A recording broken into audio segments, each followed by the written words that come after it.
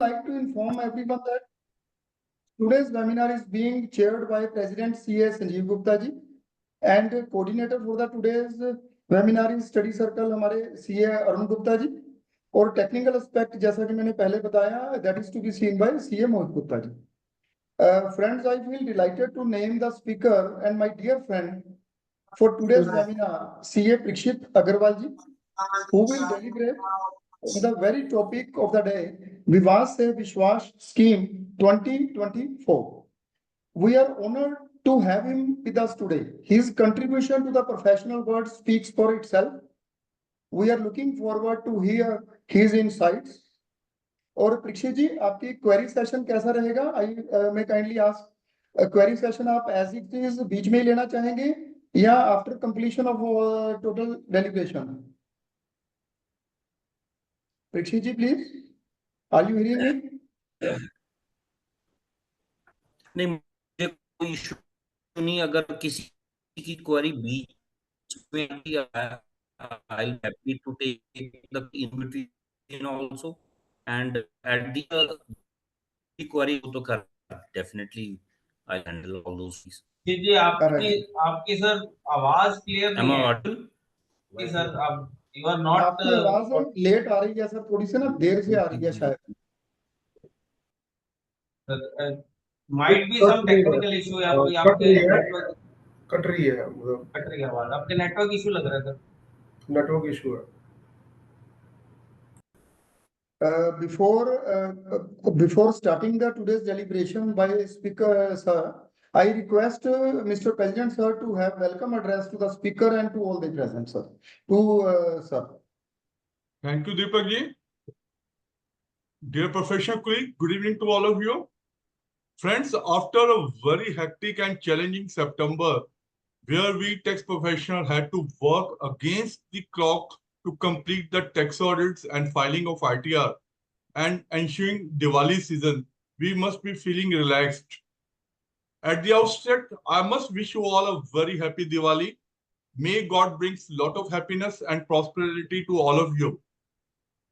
Friends, your bar always tries to organize programs and discussions on the relevant topics so as to update the members' knowledge from time to time. In this connection, last week, we organized a discussion on recent changes in the TDS, which was affected from 1st of October, and it was a very well-attended and deliberated program. Friends, this government is trying to reduce the pendency of the tax litigation, and in this direction, it has announced a scheme called Vivad Se Vishwas in the budget, which has become operative from 1st of October. And to deliberate on this, we had amongst us a very learned C.A. Parikshit Agarwal ji from Chandigarh, who is an expert on the topic. I'm sure that after the deliberation with him, we shall all be more learned and will be able to perform our duties in an efficient manner. I'm grateful to Parikshit ji for sparing his valuable time and addressing this study circle meeting in the shortest possible time. So, friends, not standing between you and the learned speaker, I hand over the mic to C.A. Deepak Jain ji to take the proceeding further. Deepak ji, please. Thank you, sir. Thank you very much. Now I would like to request my Joint Secretary, ma'am, C.A. Shilpi Sharma ji, to formally introduce speaker, sir, before us. Shilpi ji, please. Good evening, everyone. It is my pleasure to introduce an eminent personality in the world of finance and taxation, C.A. Parikshit Agarwal. As the founder member at Messrs. Rupesh Parikshit and Associates, he has built a legacy of trust and expertise in his field since qualifying as a chartered accountant in 1999. With a vast experience that includes regular appearances before the assessing officer, CIT, and ITAT in search-related cases, his contributions to the profession are profound. C.A. Parikshit Agarwal ji is not only known for his expertise, but also as a trusted voice on direct tax matters, frequently sharing his insights as a speaker at prestigious forums. His landmark judgments stand as milestones shaping the path for future cases. He has also served as an ex-member of the Direct Tax Committee of ICAI and currently holds the esteemed position of Treasurer at ITAT Chandigarh. To honor his dedication and contributions, let me share a few lines. In fields of law, his words do reign. With wisdom deep, he breaks each chain. Please join me in warmly welcoming CA Parikshit Agarwal. Welcome, sir. Thank you, ma'am. Thank you. And now, before I hand over the dais to Parikshit sir, I would like to hand over the proceedings from this onward to my Joint Secretary Shilpi ma'am, because I have to leave for some compelling reason. I apologize for that. Now, without any further delay, as everyone is eagerly waiting, I hand over the dais to Parikshit Agarwal ji for the deliberations. Parikshit ji. Thank you, Deepak ji.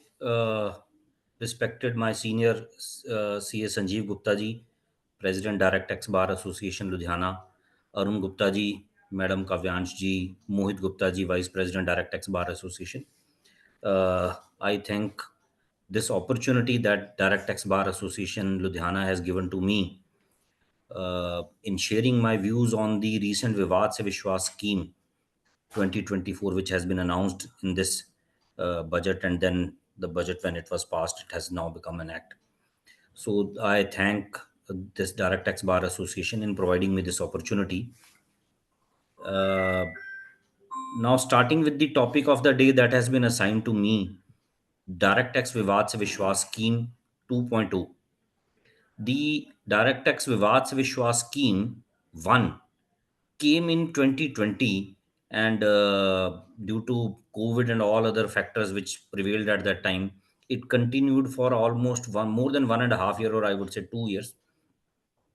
And most of the provisions are identical to what were there in that scheme, but there are certain differences in this scheme.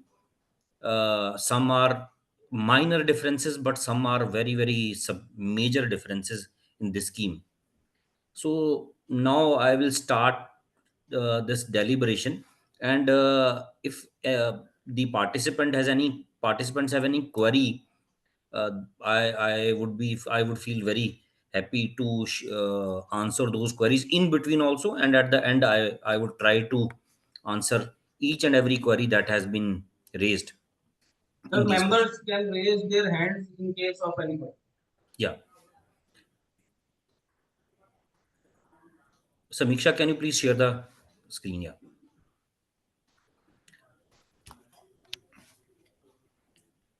So this Vivad Se Vishwas scheme has been introduced to expedite the resolution of tax disputes and reduce the litigation. The first scheme was a grand success. The first scheme, which came in 2020, was a grand success. It resulted in resolution of almost 1.5 lakh cases which were pending before the Commissioner Appeals, before the ITAT, before the High Courts and Supreme Courts. But after that, 2020, the first scheme was launched, and almost 1.5 lakh cases got settled, the litigation before the various appellate authorities and especially the Commissioner Appeals has increased manifold. And largely, I would say that after the first scheme, the assessments which have been framed in these last 4 years primarily pertain to assessment years from 17-18 and onwards, wherein the major portion of the additions have been subjected to tax at the rate of 60% plus surcharge under section 115 BBE. So that has also become a great hurdle. And in these 4 years, the tax litigation has increased manifold. And at this point of time, the appeals which are pending before the first appellate are close to 6 lakh cases which are pending, and similarly before the ITAT and High Courts and Supreme Courts, the pendency of litigation has again increased. I believe that it is feeling that the pendency is not reducing uh, even after the success in the first scheme and the litigation which has increased in these last 4 years, that the government felt that another scheme was required to be introduced. That is why this Vivad Se Vishwas scheme 2.0 has been introduced.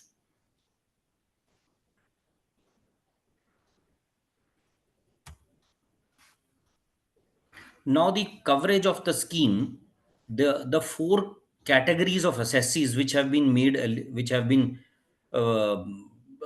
eligible to opt for the scheme. The first category of the taxpayers who would be eligible in this scheme are the assessees whose appeal, writ petition, or SLP are pending before the appellate authorities, whether it is Commissioner Appeals, ITAT, High Court, or Supreme Court. And this pendency has to be on a cutoff date, which in this scheme has been announced as 22nd of July 2024. So the pendency of appeal, writ petition, or SLP before the appellate authority must be there on 22nd of July 2024. Second category is where the objections against the draft assessment order are pending before the DRP. As my all learned friends would be knowing, that in case of a foreign company or in case of non-resident assessees, the scheme of the act is that under section 144C, the assessing officer initially passes a draft assessment order, and thereafter the assessee has two options. One is to say to him that he does not want to go to the dispute resolution panel, and his assessment can be finalized. And when he passes the final assessment order, then the assessee can only go to the commissioner appeal. But the second option that he has is that he can file objections against the draft assessment order before the DRP.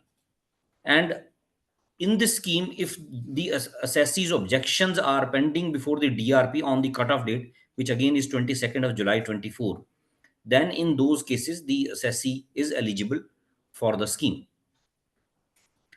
The third category of cases would be where, after the filing of the objections against that draft assessment order, the DRP has passed the order, but the assessing officer has not yet passed the final assessment order, and the passing of the final assessment order is pending on the cutoff date of 22nd of July 24. So this is the third category. And the last, fourth category is the assessee's revision application that he has filed before the commissioner under section 264, and such application is pending on the cutoff date of 22nd of July 24. So these are the four categories of assessees who are eligible in this scheme. And one note on the bottom of this table that I have mentioned is that in the first scheme, the scheme Vivad Se Vishwas scheme 1, which came, there was another category of assessees where though their appeals are not pending on the cutoff date, but the orders against them have been passed, and the time to file appeal on the cutoff date has not expired. Those assessees were eligible in the first scheme when the time to file appeal on the cutoff date had not expired. But in this scheme, those assessees have not been made eligible. And on 15th of October 24, CBDT came out with a circular where this question has been specifically answered by them, that yes, it's an intentional departure from the first scheme, and the assessees whose time to file appeal has not expired on the cutoff date of 22nd July 24, they are not eligible. Say, if the assessing officer has passed an order on 21st of July 24, and the 30-day time period to file appeal before the commissioner appeal has not expired, and the assessee could not file the appeal till the night of 22nd of July 24, that kind of assessee is not eligible in this scheme.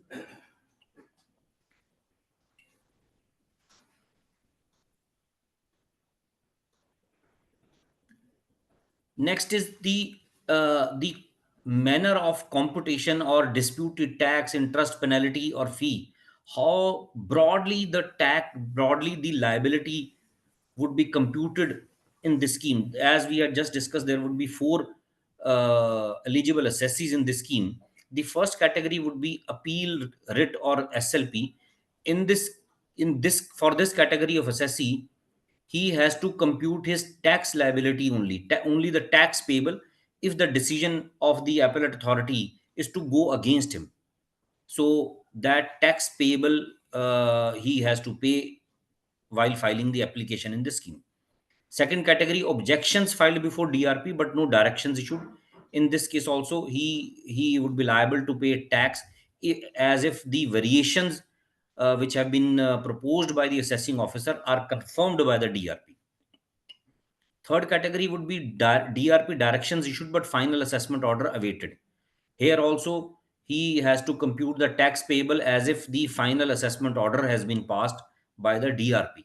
Based on that, he has to compute his own tax liability. Last, revision application under 264 is pending.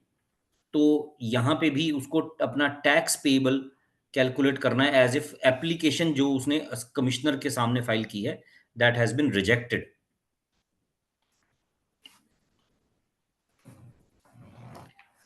Now, moving forward, in case of MAT credit cases or in case of loss cases or depreciation cases, where MAT credit is reduced, though there is some addition made by the assessing officer, but due to that addition, no extra liability is raised, but only the MAT credit is reduced.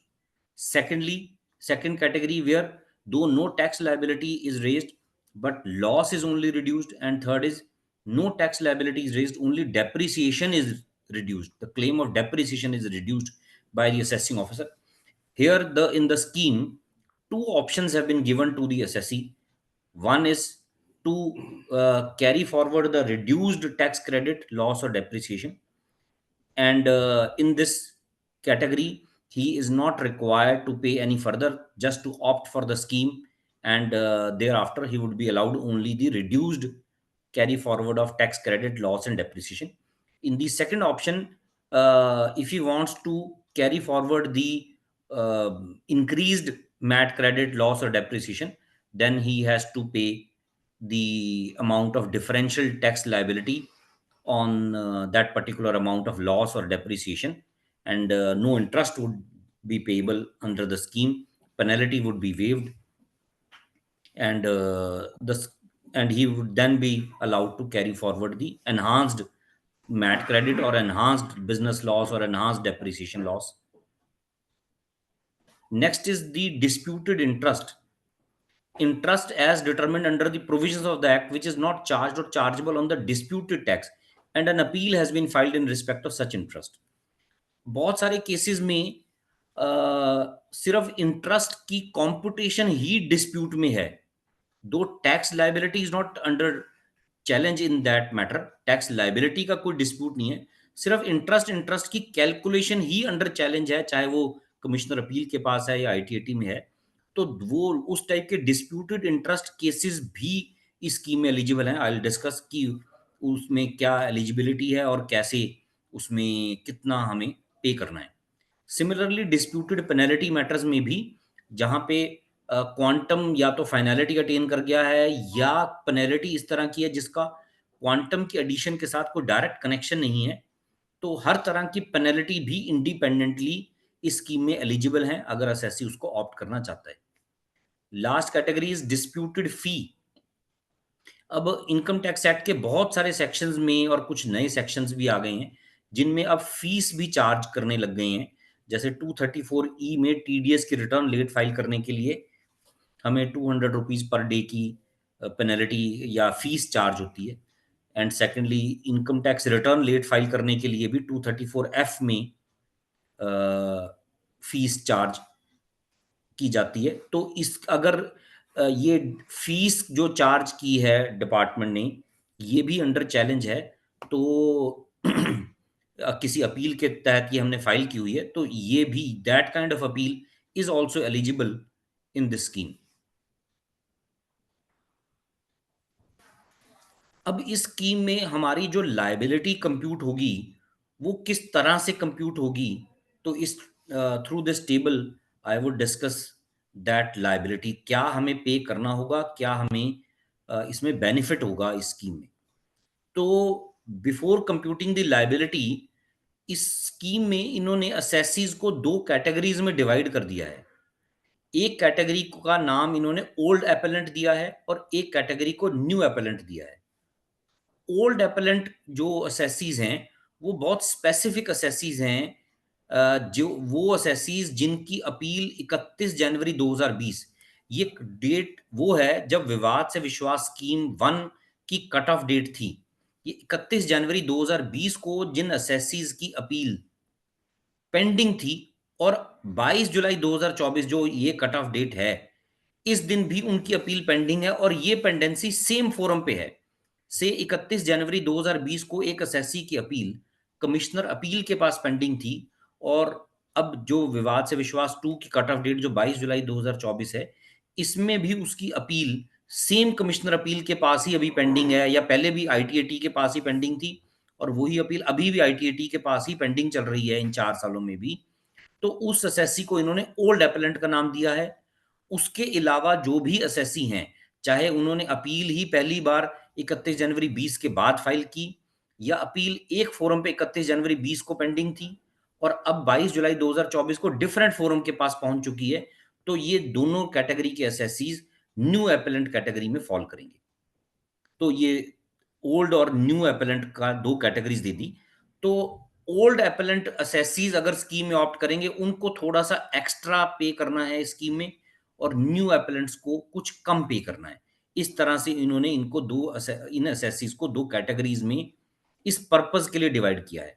अब new appellant cases का जो tax disputes के cases हैं, जहां पे quantum tax is under dispute, वहां पे उनको अगर वो डेक्लरेशन 31 दिसंबर 2024 से पहले फाइल कर देते हैं, तो उनको 100% ऑफ टैक्स देना है, इंटरेस्ट और पेनल्टी का उनको वेवर मिल जाएगा। अगर वो डेक्लरेशन 1 जनवरी 25 या उसके बाद फाइल करते हैं, तो उनको 10% एक्स्ट्रा 110% ऑफ टैक्स लायबिलिटी देना है। लेकिन अगर जो ओल्ड एपेलेंट है वो अपने क्वांटम टैक्स डिस्प्यूट्स को सेटल करना चाहता है, तो उसको 31 दिसंबर 24 से पहले 110% देना है, और 1 जनवरी 25 या उसके बाद वो डेक्लरेशन फाइल करता है तो उसको 120% देना है। अब अगर डिस्प्यूट जिसको सेटल असेसी करना चाहता है वो प्योरली इंटरेस्ट के डिस्प्यूट वाले केसेस हैं, या प्योरली पेनल्टी के डिस्प्यूट वाले केसेस हैं, या प्योरली फी वाले डिस्प्यूट वाले केसेस हैं, और वो न्यू एपेलेंट कैटेगरी के केसेस के हैं, तो उनको 25% ऑफ द डिस्प्यूटेड इंटरेस्ट या डिस्प्यूटेड पेनल्टी या फी देना है, अगर वो डेक्लरेशन 31 दिसंबर 24 तक फाइल करते हैं। अगर वो 1 जनवरी 25 या उसके बाद फाइल करते हैं, तो ये 25% की लायबिलिटी 30% हो जाएगी। सिमिलरली यही ओल्ड एपेलेंट के केसेस में, डिस्प्यूटेड फी इंटरेस्ट पेनल्टी के केसेस में, अगर वो 31 दिसंबर 24 तक फाइल करते हैं तो उनको 30% देना है, और अगर 1 जनवरी 25 या उसके बाद फाइल करते हैं तो उनको 35% पे करना है। अब ये जो पिछली टेबल में हमने डिस्कस किया कि ये 100% या 110% या 120%, 25, 30, 35%, ये कुछ कैटेगरी इस तरह से कंप्यूट होना है, ये अमाउंट में हमें फर्दर 50% की रिबेट मिलेगी अगर हमारा केस नीचे दी हुई इन 3 कैटेगरीज में किसी भी एक कैटेगरी में फॉल करता है। ये लायबिलिटी हमने जो ऊपर कंप्यूट की, इसमें से फर्दर 50% की रिबेट मिलेगी अगर हमारा केस इनमें से 3 में से किसी भी एक कैटेगरी में फॉल करता है।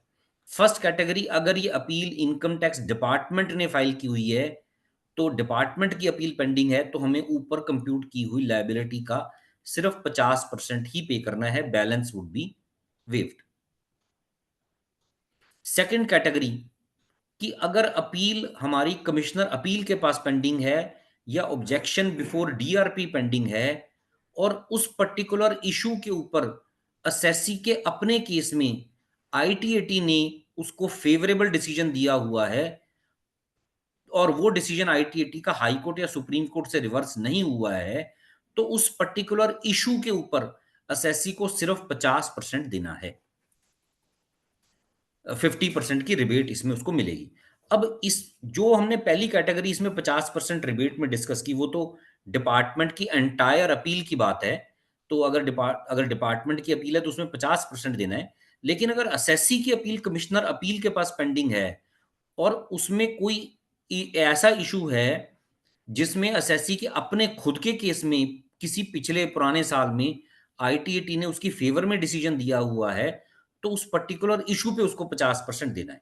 अब अगर एक असेसी की अपील में मल्टीपल इश्यूज हैं जिसमें से कुछ इश्यूज आईटीएटी ने उसकी फेवर में किए हुए हैं और कुछ इश्यूज पास्ट में उसके खिलाफ हैं या उसके ऊपर उसके अपने केस में कोई डिसीजन नहीं है, तो इस सिचुएशन में इशू बेस्ड उसकी लायबिलिटी की क्वांटिफिकेशन होगी। जो इश्यूज उसकी फेवर में है पास्ट उसके खुद के केस में, किसी और पैरेलल केस में नहीं, तो उन केसों में उस इशू पे उसको 50% देना है। जो इश्यूज उसके अगेंस्ट हैं या कोई डिसीजन नहीं है उस पे उसको 100% देना पड़ेगा। अब मेरे पास मेरे मन में भी एक क्वेरी ये चल रही थी कि ये पिछले दिनों बहुत सारे केसेस सीपीसी ने डिसाइड किए और बहुत कुछ चेकमेट से पहले कुछ चेकमेट के बाद ESI provident fund cases 3615A के केसेस, और जहां पे बहुत सारी अपील्स असेसीज ने की हुई हैं वो आज भी पेंडिंग है, कमिश्नर अपील्स के पास पेंडिंग है। तो मेरे पास भी कुछ ऐसे केसेस थे जिनकी चेकमेट से पहले या बाद में अपील्स फाइल हुई, लेकिन उनके खुद के केसेस में पास्ट में आईटीएटी ने उनको रिलीफ कभी दिया हुआ था और वो आईटीएटी का डिसीजन हाई कोर्ट या सुप्रीम कोर्ट ने रिवर्स नहीं किया था खुद के ही केस में उस डिसीजन को। तो मेरी ओपिनियन में इवन आफ्टर चेकमेट इन केसेस में उन असेसीज को 50% का ये रिलीफ उस पर्टिकुलर 3615A के इशू पे उसको रिलीफ मिलेगा, उसको 50% की ही लाइबिलिटी देनी है। लास्ट कैटेगरी की अपील एपेलेंट ने फाइल की हुई है और वो आईटीएटी के पास पेंडिंग है और उसके अपने केस में ही उस पर्टिकुलर इशू पे डिसीजन हाई कोर्ट से या उसकी फेवर में आया हुआ है और वो high court decision supreme court ने रिवर्स नहीं किया है जब वो डेक्लरेशन फाइल कर रहा है। तो इस सिचुएशन में भी उस पर्टिकुलर इशू को के ऊपर उसको 50% ही देना है। तो ये जो फर्स्ट कैटेगरी थी वो एंटायर अपील का 50% है और जो कैटेगरी 2 एंड 3 है ये इशू बेस्ड हैं, जहां पे इशू कोई एक पर्टिकुलर इशू पास्ट में हमारी फेवर में हमारे खुद के केस में हुआ है। इसमें हम किसी और केस का बेनिफिट नहीं ले पाएंगे, लेकिन अगर ये इशू हमारे खुद के केस में हुआ है तो फिर हमें 50% का रिलीफ उस पर्टिकुलर इशू पे मिलेगा।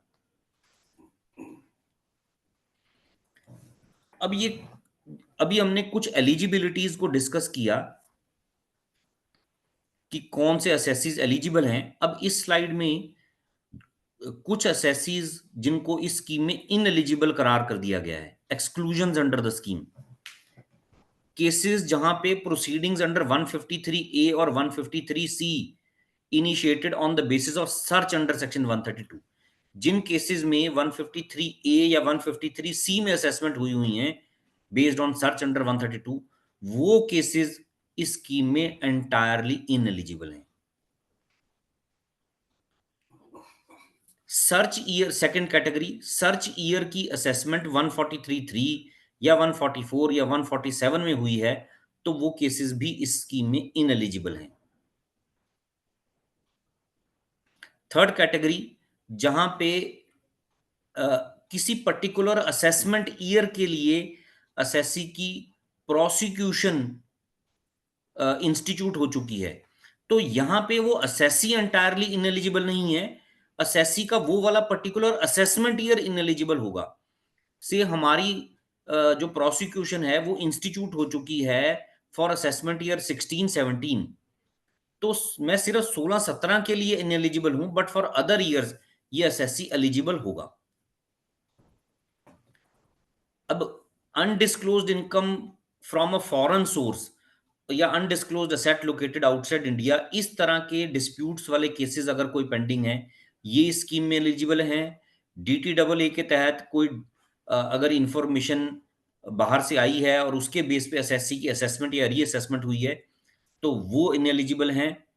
अगर कोई फॉरेन एक्सचेंज प्रिवेंशन या स्मगलिंग एक्टिविटीज के तहत अगर कोई असेसी पाया गया है तो वो इनएलिजिबल है, और कुछ स्पेशल टाडा कोर्ट्स वगैरह के जो असेसीज जो उसमें कवर हो चुके हैं वो असेसीज एंटायरली इनएलिजिबल है, किसी भी साल के लिए वो स्कीम में ऑप्ट नहीं कर सकते। अब हम इस स्कीम में जो रिफंड प्रोविजन है कि हमें इस स्कीम में क्या रिफंड मिलेगा, तो सेक्शन 94(1) ऑफ फाइनेंस एक्ट 2024 का जो ये फाइनेंस एक्ट है, इसका सेक्शन 94 बिल्कुल क्लियरली ये कहता है कि any amount paid in pursuance of a declaration under 91 shall not be refundable. तो अगर हम स्कीम में डेक्लेरेशन फाइल करने के बाद कोई टैक्स पे कर रहे हैं और उसके बाद असेसी का due to that payment assessee का अगर कोई रिफंड बन रहा है तो वो रिफंड नहीं मिलेगा। अगर मैंने खुद अपनी टैक्स लायबिलिटी 50,000 कंप्यूट की और वो 50,000 जमा करवा दिए जबकि मेरे बनते 40,000 ही थे अंडर द स्कीम, तो वो 10,000 का मुझे रिफंड नहीं मिलेगा।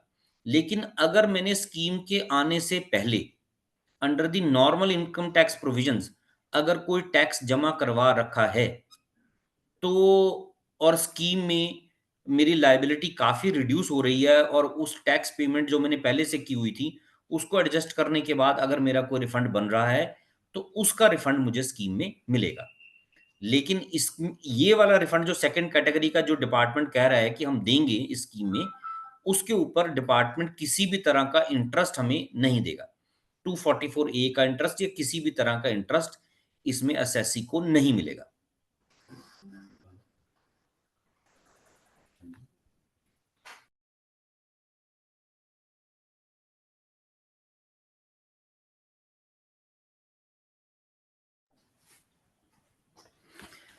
लेकिन ये जो विवाद से विश्वास स्कीम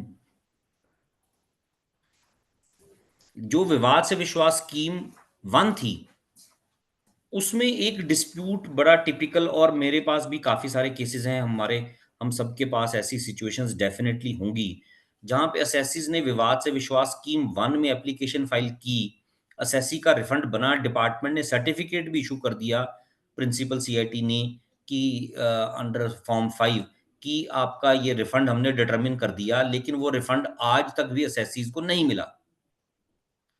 तो अगर स्कीम में रिफंड डिटरमिन करने के बाद भी असेसी को इतनी डिले के बाद भी रिफंड नहीं मिलता और 2, 3, 4 साल के बाद डिपार्टमेंट रिफंड फिर देता है, तो क्या ऐसी सिचुएशन में असेसी क्या इंटरेस्ट के लिए एंटाइटल्ड नहीं है? तो ये सिचुएशन विवाद से विश्वास स्कीम 1 में भी आइडेंटिकल प्रोविजन थी कि अगर स्कीम के तहत अगर कोई रिफंड डिटरमिन हो रहा है तो हम इंटरेस्ट नहीं देंगे। तो एक सिचुएशन स्कीम 1 के तहत बॉम्बे हाई कोर्ट के सामने आई इस केस में, UPS freight services India private limited में, जिसमें असेसी को सर्टिफिकेट सीआईटी ने फॉर्म 5 में 31 जुलाई 2021 को डिटरमिन करके बता दिया कि आपका इतना रिफंड बनता है। लेकिन बहुत एफर्ट्स के बाद असेसी को ये रिफंड 26 मई 2023 को ग्रांट हुआ after a gap of almost 2 years. तो बट डिपार्टमेंट ने ऑफ कोर्स उसमें इंटरेस्ट उसको नहीं दिया, तो उसने इस नॉन पेमेंट ऑफ इंटरेस्ट के लिए इतने 2 साल के डिले के बाद वाले इंटरेस्ट में बॉम्बे हाई कोर्ट के सामने रिट में इसको चैलेंज किया। तो और बॉम्बे हाई कोर्ट ने इस सिचुएशन को देखते हुए ये माना कि ये डिपार्टमेंट की गलती है। स्कीम में चाहे स्कीम का मतलब ये है कि रीजनेबल टाइम पीरियड के अंदर रिफंड देना जरूरी है और 2-2 साल डिले करना is not a reasonable period.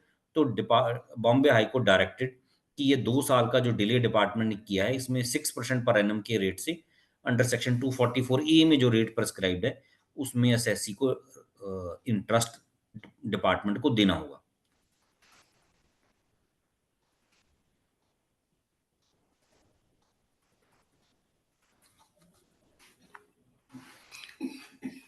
अब हम आगे देखते हैं कि कुछ जो 4 प्रेस्क्राइब्ड फॉर्म्स इस स्कीम में किए गए हैं। फॉर्म 1 है जिसमें हमें डेक्लेरेशन फाइल करनी है और उसी में हमें अंडरटेकिंग देनी है। जो पिछली स्कीम थी स्कीम 1, उसमें ये फॉर्म 1 जो इस स्कीम का फॉर्म 1 है इसको 2 में डिवाइड किया हुआ था, फॉर्म 1 एंड 2। लेकिन इस स्कीम में उन दोनों फॉर्म्स को मर्ज करके एक ही फॉर्म कर दिया, फॉर्म 1। पिछली स्कीम में हम 2 फॉर्म्स फाइल करते थे, फॉर्म 1 एंड 2 इनिशियली। ऑल्दो बाकी कॉलम्स फॉर्म के बिल्कुल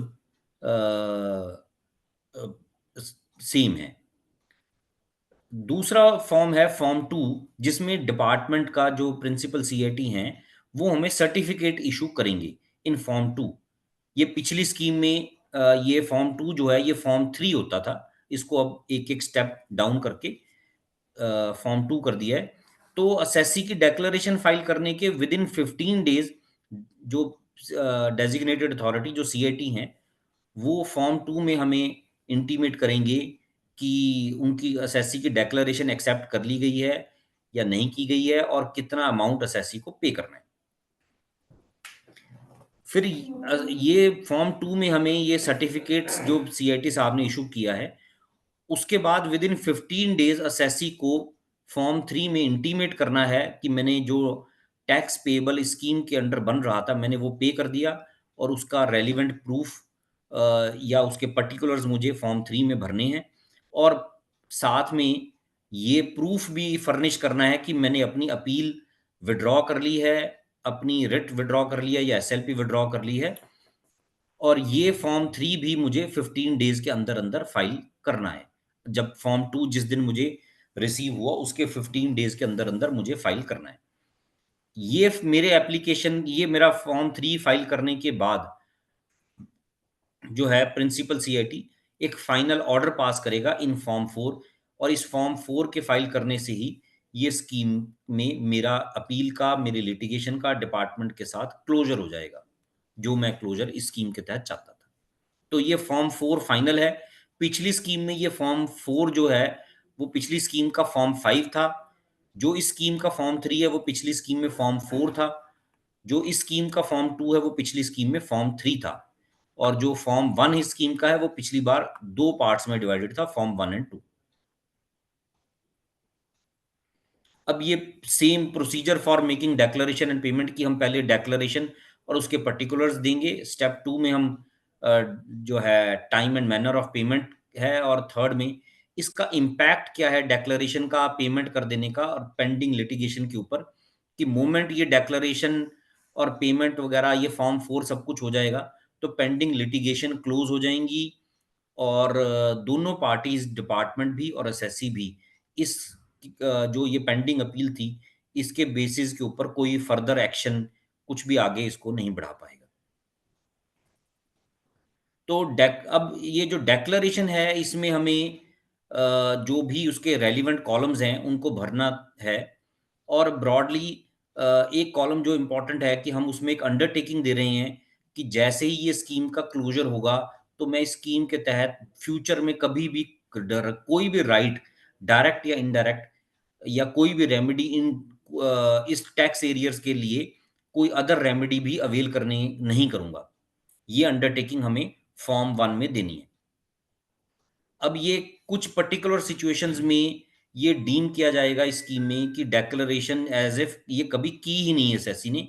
अगर सब्सिक्वेंटली इट इज फाउंड कि ये डेक्लेरेशन जो है ये फॉल्स दी गई थी एट एनी स्टेज, या कोई भी कंडीशन डेक्लेरेशन की एसएससी वायलेट कर देता है, जैसे मैंने डेक्लेरेशन फाइल की, डिपार्टमेंट ने मुझे इंटीमेट कर दिया कि आपने इतने पैसे देने, मैंने 15 दिन में वो पैसे जमा नहीं करवाए, तो डेक्लेरेशन डे 1 से ही खत्म हो जाएगी। तो आपको दोबारा से फ्रेश डेक्लेरेशन आप कर सकते हैं, लेकिन पुरानी डेक्लेरेशन रिवाइव नहीं होगी। अब ये time and manner of payment, जैसा हमने पहले डिस्कस किया कि 15 दिन में, मेरी डेक्लेरेशन फाइल करने के 15 दिन में सीआईटी मुझे सर्टिफिकेट देंगे, मुझे इंटीमेट करेंगे कि मुझे कितनी अमाउंट पे करनी है।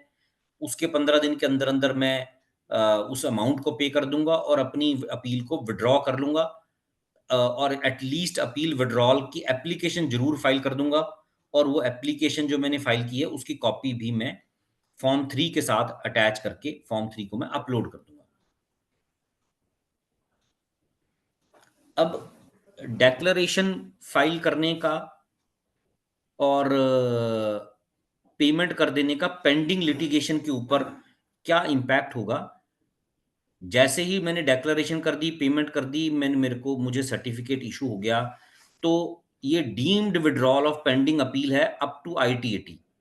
ये CIT अपील, और जैसे अब लास्ट बजट में एक नया एपेलेट अथॉरिटी JCIT अपील भी नया इंट्रोड्यूस हुआ। तो अगर कोई अपील JCIT अपील के पास पेंडिंग है, या CIT अपील के पास पेंडिंग है, या ITAT के पास पेंडिंग है, तो इन अथॉरिटीज के सामने तो आपकी अपील डीम्ड विड्रॉल मानी जाएगी। और हाई कोर्ट और सुप्रीम कोर्ट जैसे हम लोग जानते हैं कि वहां पे तो लीव ऑफ द कोर्ट के साथ ही अपील विड्रॉ होती है, डीम्ड विड्रॉल वहां पे इंट्रोड्यूस नहीं हो सकती। तो वहां पे कि हमारी लीव एटलीस्ट हमने अप्लाई कर दी है, ये हो गया द मोमेंट मेरी डेक्लरेशन और पेमेंट हो गई है। ये मैट क्रेडिट में के केसेस में अनअब्जॉर्ब लॉस या डेप्रिसिएशन अगर असेसिंग ऑफिसर ने ऑर्डर में रिड्यूस कर दी है, तो उसमें टैक्स कैसे कंप्यूट करना है, ये हमने एक पिछली स्लाइड में डिस्कस किया था। तो ये सेम है, ये सेम। अब सिग्निफिकेंट डिफरेंसेस इस VSV स्कीम के और पिछली स्कीम के, जो 3-4 मेजर डिफरेंसेस हैं इस स्कीम के। एक हमारे अजय राजपूत जी ने भी एक क्वेश्चन पूछा है, तो वो इस स्लाइड से मैं उसको आंसर करूंगा। एक तो फर्स्ट डिफरेंस जो हम अभी पहले थोड़ी देर पहले भी हमने डिस्कस किया, कि पिछली स्कीम में कट ऑफ डेट के टाइम पे अगर किसी असेसी का टाइम टू फाइल अपील अभी एक्सपायर नहीं हुआ, तो वो असेसी एलिजिबल थे। लेकिन इस स्कीम में अगर कट ऑफ डेट के ऊपर अगर किसी असेसी ने अपील अभी फाइल नहीं की है, वो असेसी एलिजिबल नहीं है। तो पहली कैटेगरी तो असेसीज की ये है जो डिफरेंस है पिछली स्कीम में और इस स्कीम में। सेकंड कैटेगरी सर्च के केसेस में, सर्च एंड सीजर केसेस पिछली स्कीम में जो 5 करोड़ से कम की टैक्स लायबिलिटी वाले करने का चाहिए।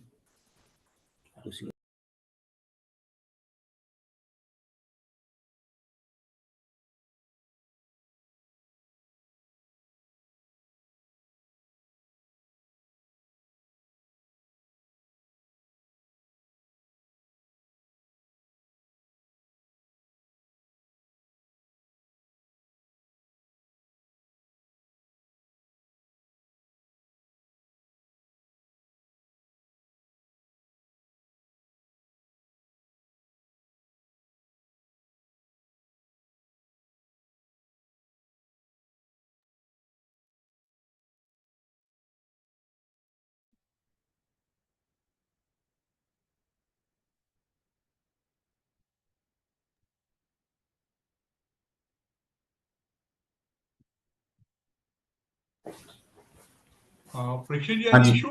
हाँ जी, थोड़ा सा वो मेरे इसकी लैपटॉप की बैटरी का इशू था, मैंने Okay, please. हाँ जी। तो सेकंड कैटेगरी सर्च केसेस, पिछली स्कीम में सर्च केसेस जिनमें dispute of tax involve 5 crore से कम का था, पिछली स्कीम में वो असेसीज एलिजिबल थे। Whereas in this scheme search वाले जो केसेस हैं, वो इररिस्पेक्टिव ऑफ द अमाउंट, चाहे वो 5 करोड़ से कम वाले हैं या 5 करोड़ से ज्यादा वाले हैं, सारे ही इनएलिजिबल हैं।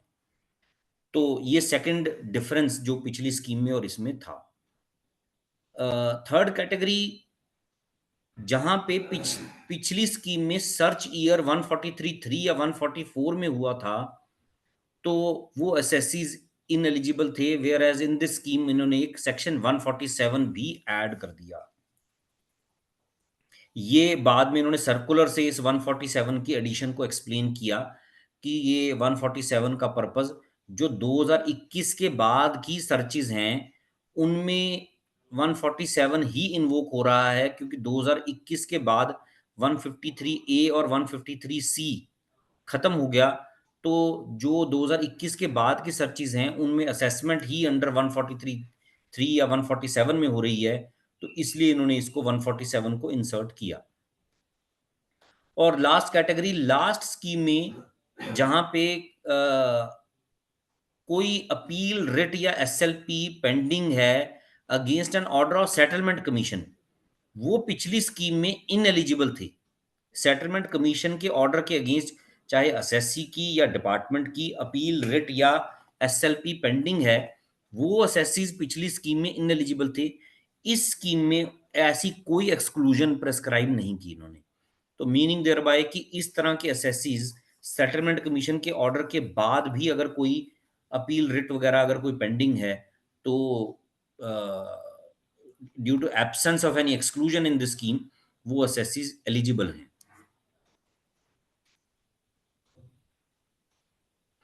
अब ये सर्च की इन एलिजिबिलिटीज अंडर वीएसवी की स्पेसिफिक प्रोविजन, जो जैसा हमने अभी पिछली स्लाइड में डिस्कस किया कि जहां पे पिछली स्कीम में अगर डिस्प्यूट ऑफ टैक्स इन्वॉल्व अगर 5 करोड़ से ज्यादा था तो वो इन एलिजिबल थे, वेयर एज इस स्कीम में ऐसा नहीं है। तो इसलिए जो सर्च वाले केसेस हैं ये टोटली इनएलिजिबल हैं और एक सेक्शन 147 को एक्स्ट्रा इन्होंने इसमें ऐड कर दिया है। अब ये जो सर्कुलर जिसके अंडर कुछ एफएक्यूज डिपार्टमेंट ने आंसर किए हैं, कुछ क्वेश्चंस को आंसर किया है, जो अभी 15 अक्टूबर 2024 को CBDT came out with this circular, जिसमें उन्होंने काफी क्वेश्चंस को आंसर किया है। तो एक क्वेश्चन जो सीबीडीटी के सामने था कि आपने सर्च जिनके ऊपर खुद के ऊपर सर्च हुई है उनको 153A और 153C में तो स्पेसिफिकली इनएलिजिबल कर दिया, लेकिन जो अदर पर्सन है जिसके खुद के सर्च नहीं हुई लेकिन किसी और के सर्च के कारण से उसकी असेसमेंट हुई है, तो उन असेसीज के बारे में स्कीम की प्रोविजन में क्लैरिटी नहीं है। तो कौन से असेसीज इसमें एलिजिबल हैं, कौन से इनएलिजिबल हैं, तो उन्होंने इसको सूटेबली आंसर किया है सीबीडीटी ने उस सर्कुलर के तहत। तो जो असेसमेंट्स 153A या 153C में हुई हैं बेस्ड ऑन अ सर्च, तो वो तो उन्होंने टोटली इनएलिजिबल कर दी हैं। अब 153A या 153C के अंडर जो असेसमेंट्स हैं वो 2021 से पहले की सर्चेज के कंटेक्स्ट में ही हुई होंगी। तो मीनिंग देयर बाय कि जो 2021 से पहले का जो खुद का सर्च असेसी है या अदर पर्सन है 153C वाला, वो तो बिल्कुल क्लियरली इनएलिजिबल है इन दिस स्कीम। अब जो अदर केसेस हैं उसको उन्होंने अपने क्वेश्चन नंबर 6 में, सर्कुलर का जो क्वेश्चन नंबर 6 है उसमें इसको आंसर करके 3 सेट ऑफ केसेस में डिवाइड किया और कहा कि ये 3 कैटेगरी ऑफ केसेस को हम स्पेसिफाई कर रहे हैं कि ये 3 केसेस भी इनएलिजिबल होंगे इन एडिशन टू 153A या 153C के केसेस के अलावा। ये फर्दर 3 कैटेगरी जो सर्च से कनेक्टेड हैं, किसी भी तरह का डायरेक्ट इनडायरेक्ट कनेक्शन वाले, ये 3 कैटेगरी को हम इनएलिजिबल करते हैं। मीनिंग देयर बाय कि जो इन 3 कैटेगरीज में फॉल नहीं करते वो असेसीज को सीबीडीटी का कहना है कि वो एलिजिबल रहेंगे। अब ये 3 कैटेगरीज क्या हैं? Where search is initiated under 132 on or after 1421 in the case of assessee and assessments have been made consequently. अगर असेसी के खुद के केस में 1/4/21 के बाद सर्च हुई है तो उसके रिलेटेड की कोई भी उसकी असेसमेंट अंडर 143(3), 144 या 147 के अंडर हुई असेसमेंट वो टोटली इनएलिजिबल है, असेसी की खुद की सर्च। सेकंड कैटेगरी बी में अगर 1/4/21 के बाद की सर्च किसी पर्सन के ऊपर हुई तो उसमें अदर पर्सन जिसके रिलेटेड का एनी मनी, बुलियन, ज्वेलरी और अदर वैल्यूएबल आर्टिकल और थिंग सीज हुई है तो वो असेसी की असेसमेंट भी इनएलिजिबल है। ये कैटेगरी 2 कर दी उन्होंने। और थर्ड कैटेगरी जहां पे किसी पर्सन के 1/4/21 के बाद सर्च हुई है और अदर पर्सन के केस में एनी बुक्स ऑफ अकाउंट्स और डॉक्यूमेंट सीज हुए उसकी सर्च में, तो वो असेसी भी इनएलिजिबल है अपनी असेसमेंट को लेके। नाउ समिंग अप कि ये सर्च की इन कैटेगरीज में कौन से असेसी फाइनली एलिजिबल हैं, कौन से इनएलिजिबल हैं, मेरी ओपिनियन में एक तो 1/4/21 से के बाद के तो हर असेसी जिसमें सर्च 1/4/21 के बाद हुई है, उसमें तो सर्च असेसी खुद भी और जो सर्च जिसके नहीं हुई वो वाला असेसी भी, अदर पर्सन भी इनएलिजिबल है। 1/4/21 से पहले की सर्च में 153 ए की असेसमेंट इनएलिजिबल है, 153 सी इनएलिजिबल है, लेकिन 1/4/21 से पहले की सर्च के बेस के 148 इनएलिजिबल नहीं है, वो एलिजिबल रहेंगे इस स्कीम में। और दूसरा, सर्वे केसेस को एक्सक्लूड इसमें नहीं किया गया है, तो सर्वे केसेस एलिजिबल रहेंगे, वो चाहे सर्वे केस के बेस के ऊपर असेसी की खुद की असेसमेंट है और या सर्वे के बेस पे थर्ड पार्टी की असेसमेंट है। अब ये जो डिपार्टमेंट ने सर्कुलर में इन 3 कैटेगरीज को उठाया है, ये जो 148 के नीचे एक्सप्लेनेशन 2 है, वहां से इन्होंने उसकी लैंग्वेज को डायरेक्टली इंपोर्ट किया। तो उसमें 4 कैटेगरीज डिवाइडेड थी, 3 कैटेगरीज तो सर्च बेस्ड केसेस हैं और एक सर्वे था। सर्वे को इन्होंने नहीं उठाया स्पेसिफिकली, तो जिसका मतलब यही है कि ये सर्वे केसेस को इन्होंने एलिजिबल रखा है। लेकिन जो 1/4/21 के बाद की सर्चेज की ये 3 कैटेगरी जो एक्सप्लेनेशन 2 में 148 के नीचे है, उन तीनों कैटेगरीज को इस स्कीम में इन्होंने इनएलिजिबल ही रखा है। तो कुछ टिपिकल केसेस इसके बेस पे, जैसे पिछले दिनों हमने देखा कि 1/4/21 से पहले बहुत सारी सर्चेस बिल्डर्स के ऊपर हुई, तो उस सर्च के बेस के ऊपर बहुत सारे flat buyers, plot buyers, unit buyers, उनके बहुत सारे केसेस रीओपन हुए हैं। ऑल्दो रीओपनिंग 1/4/21 के बाद हुई है, लेकिन सर्च जो ओरिजिनली थी वो 1/4/21 से पहले की थी। मेरी ओपिनियन में ऐसे केसेस एलिजिबल रहेंगे इस स्कीम में। दूसरे, पेनी स्टॉक केसेस भी बहुत सारे सर्च के बेस पे असेसमेंट्स हुई हैं और वो पेनी स्टॉक केसेस जो हैं, सर्चेज जो हैं उन केसेस में 1/4/21 से पहले अगर हुई हैं और जो पेनी स्टॉक का जो बेनिफिशियरी है, जो शेयर होल्डर था जिसने अपने शेयर्स को सेल किया था, अगर उसकी असेसमेंट 148 के अंडर हुई है, 153 सी में नहीं हुई है, तो वो भी मेरी ओपिनियन में इस स्कीम में एलिजिबल रहेगा और वो इस स्कीम में ऑप्ट कर सकता है।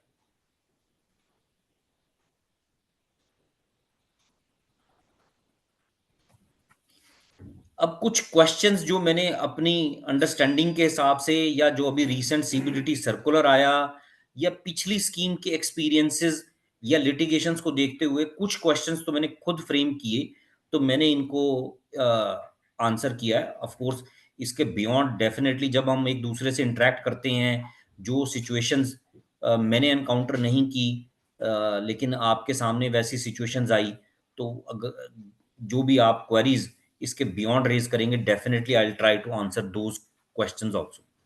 तो फर्स्ट क्वेश्चन जो मैंने फ्रेम किया कि जो कट ऑफ डेट है, जैसे इस स्कीम की 22 जुलाई 2024 कट ऑफ डेट है, क्या उस दिन अपील की पेंडेंसी जो है उसका क्या मतलब है कि अपील उस दिन एडमिटेड होनी चाहिए या सिर्फ फाइल्ड अपील गुड इनफ है?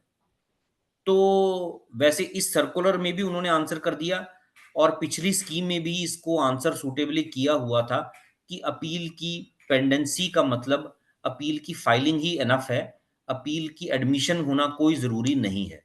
जैसे हाई कोर्ट में एडमिशन का एक प्रोसीजर है कि एडमिशन से पहले और ये सिर्फ फाइल्ड अपील ही होती है।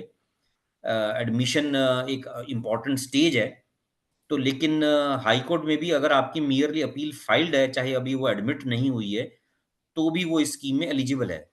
स्पेसिफिकली ये सिचुएशन किसी एक केस में, ये एक प्रिंसिपल सीआईटी साहब ने पिछली स्कीम में एक असेसी जिसकी अपील सिर्फ फाइल्ड थी लेकिन अभी एडमिटेड नहीं थी, उसकी उस एप्लीकेशन को, डेक्लेरेशन को रिजेक्ट कर दिया था और उस रिजेक्शन को उस असेसी ने दिल्ली हाई कोर्ट के सामने श्याम सुंदर सेठी के केस में चैलेंज किया, और जहां पे हाई कोर्ट ने असेसी की फेवर में ही आंसर किया कि स्कीम की लैंग्वेज को देखते हुए पेंडिंग का मतलब फाइल्ड ही गुड इनफ है, एडमिशन की कोई नेसेसिटी नहीं है।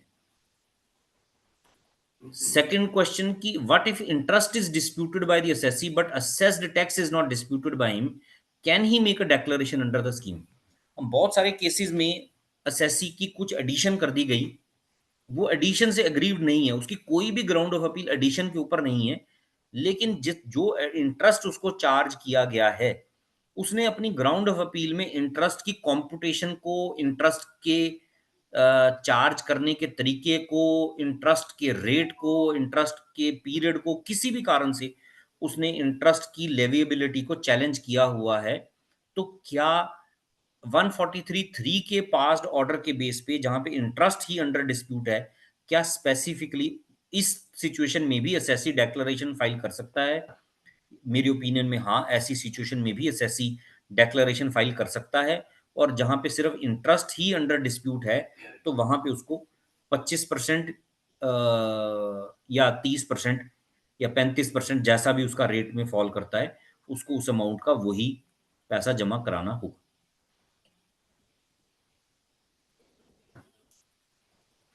अब फीस जो 234E या 234F के अगेंस्ट इम्पोज्ड है, और आपकी अपील क्या सिर्फ उसी के अगेंस्ट है, तो क्या इस सिचुएशन में हम इस स्कीम का बेनिफिट ले सकते हैं? तो जो पिछली स्कीम 1 थी, उसमें इन्होंने इसको आंसर किया था कि हाँ, अगर 234E और 234F की फी की लेविबिलिटी अपील में अंडर चैलेंज है, तो वो एसएससी डेक्लेरेशन फाइल कर सकता है, और उसको वही 25, 30 या 35%, वट एवर द केस में भी, उतनी ही अमाउंट उसको देनी पड़ेगी। लेकिन अगर 234E या 234F की जो फीस है, वो किसी और ऑर्डर में एम्बेडेड है, जैसे 201 का ऑर्डर है जिसमें आपका शॉर्ट डिडक्शन भी है, इंटरेस्ट भी है, और 234E भी इम्पोज्ड है, तो उस सूरत में आपको एंटायर ऑर्डर ही सेटल करना पड़ेगा।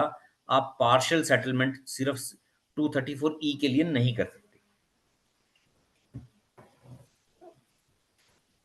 अब नेक्स्ट क्वेश्चन ये काफी इंपॉर्टेंट हो गया है, क्योंकि जो सीबीडीटी ने क्वेश्चन नंबर 8 में सर्कुलर नंबर 12/2024 जो अभी 15 अक्टूबर को आया है, इसमें इस क्वेश्चन को जो आंसर किया है, वो बड़ा ही पेक्यूलियर तरह से आंसर किया है, पिछली स्कीम से बहुत हटके अलग तरह से आंसर किया है, और मेरी ओपिनियन में जो ये आंसर है, ये भी अपने आप में सब्जेक्ट टू काफी कंट्रोवर्सी होगा। तो क्वेश्चन ये है कि अगर अपील 22 जुलाई 2024 को पेंडिंग है, लेकिन आपकी डेक्लेरेशन फाइल करने से पहले वो अपील डिस्पोज ऑफ हो जाती है। आज हम 25 अक्टूबर 2024 को डिस्कस कर रहे हैं इस स्कीम को, तो अगर 22 जुलाई 2024 को आपकी अपील पेंडिंग थी, लेकिन आज 25 अक्टूबर 2024 को ये अपील डिसाइड हो जाती है, चाहे फेवरेबली या अगेंस्ट, तो क्या इस सिचुएशन में मैं फिर भी डेक्लेरेशन फाइल कर सकता हूं? तो जो हमारी पिछली स्कीम थी, जो VSV 1 थी, उसमें सीबीडीटी ने क्लियरली स्पेसिफाई किया था कि पोजीशन जो कट ऑफ डेट को है, जैसे पिछली स्कीम में 31 जनवरी 20 थी, हम सिर्फ उस दिन की कट ऑफ डेट की पोजीशन को देखेंगे, और आपको अपनी टैक्स लायबिलिटी पिछली कट ऑफ डेट के हिसाब से ही कंप्यूट करके भरनी है। Subsequent change in the appeal position का कोई इंपैक्ट आपकी स्कीम की एलिजिबिलिटी के ऊपर भी नहीं होगा, और आपकी टैक्स की कॉम्पुटेशन पे भी नहीं होगा। दोनों में, नीदर इन दी एलिजिबिलिटी के ऊपर भी नहीं, और ना ही आपकी जो स्कीम के तहत जो आपकी कंप्यूट करने वाली लायबिलिटी है, उसके ऊपर भी कोई इंपैक्ट नहीं होगा। फिर ये VSV स्कीम 2 इस फाइनेंस एक्ट के तहत आई। इस स्कीम की लैंग्वेज में भी एग्जैक्टली सेम ही पोजीशन है कि कट ऑफ डेट वाले दिन जो पोजीशन है, उस दिन के हिसाब से ही आप एलिजिबल हो, और आपको अपनी लायबिलिटी कंप्यूट करनी है। अब सीबीडीटी ने इस क्वेश्चन को अपने आप फ्रेम किया इस सर्कुलर में, और इसको बड़ा डिफरेंटली आंसर कर दिया क्वेश्चन नंबर 8 में। अब यहां पे इन्होंने आंसर कर दिया है कि अगर आपकी एप्लीकेशन, जो आपकी अपील है, वो 22 जुलाई 2024 को पेंडिंग है, बट डेक्लेरेशन वाले दिन आपकी अपील पेंडिंग नहीं है, और वो बीच में डिस्पोज ऑफ हो गई, तो इन्होंने आंसर कर दिया कि आप इस स्कीम में वो इनएलिजिबल हैं। आपको डेक्लेरेशन फाइल करने वाले दिन आपकी अपील पेंडिंग जरूर होनी चाहिए। तो इंटेंट इनकी ये है कि अगर सीआईटी अपील के पास आपकी अपील 22 जुलाई 2024 को पेंडिंग थी और 25 अक्टूबर 24 को कब सीआईटी अपील आपके अगेंस्ट ऑर्डर कर देते हैं, तो डेक्लरेशन अगर आप सब्सिक्वेंटली फाइल करना चाहते हैं तो आपको एक हायर फोरम के ऊपर अपील फाइल करनी चाहिए और वो अपील फाइल करके आप दोबारा से स्कीम में एलिजिबल हो सकते हैं। मीनिंग देयर बाय कि इन्होंने एक नई आर्टिफिशियल कंडीशन इंपोज कर दी है इस स्कीम से कि आपकी एलिजिबिलिटी के लिए आपकी पेंडेंसी ऑफ द अपील 22 जुलाई को भी होनी चाहिए और डेक्लरेशन ऑफ जिस दिन आप डेक्लरेशन फाइल कर रहे हैं उस दिन भी पेंडिंग होनी चाहिए, चाहे फोरम डिफरेंट हो, लेकिन आपकी पेंडेंसी दोनों टाइम पे दोनों दिन होनी चाहिए।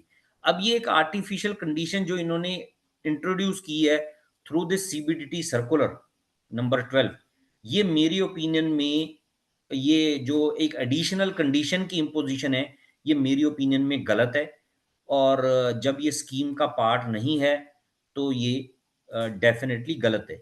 लेकिन जो असेसीज जिनकी अपील पार्शली फेवरेबली डिसाइड हो जाती है बाद में, तो उनकी टैक्स लायबिलिटी के लिए भी वो इस क्वेश्चन का आंसर अपनी फेवर में भी उठा सकते हैं कि अब उनको फिर अपनी टैक्स लायबिलिटी बाद के फेवरेबल डिसीजन के बेस के ऊपर ही इस स्कीम में कंप्यूट करके देनी है।